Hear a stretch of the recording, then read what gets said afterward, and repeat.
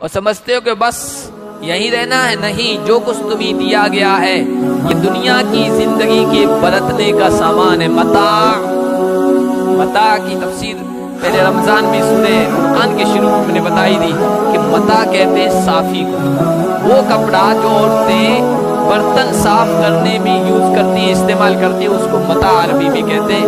بڑا غالباً علامہ اصمعی رحمۃ اللہ علیہ کا قول ہے کہ ان کو چند جملوں کے بارے میں تحقیق کرنی تھی، ریسرچ کرنی تھی کہ اس کا اصل مطلب کیا ہے. قرآن میں بار بار متاع آیا ہے، یہ دنیا کی زندگی متاع ہے. متاع کسے کہتے ہیں؟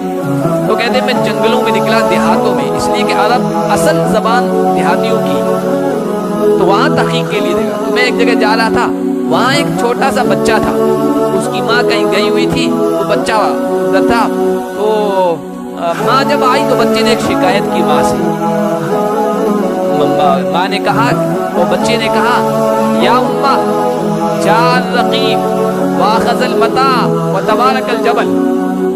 تبارک کا معنی معلوم کرنا تھا ان کو، رقیب کے معنی معلوم کرنا تھا، اور متاع کا معنی معلوم کرنا تھا. اس بچے نے چھوٹے سے جملے میں سب کے معنی بتا دیا، ان کو سمجھ میں آ گیا کہ ان کے اصل معنی یہ. بچے نے کہا امی آپ تو یہاں سے چلی گئی، پیچھے سے کتے کا پلہ آیا، رقیب.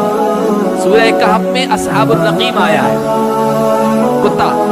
تو وہ سمجھ گئے کہ رقیم کے اصل معنی کتے کے، کہ جال رقیم، کتے کا پلہ آیا.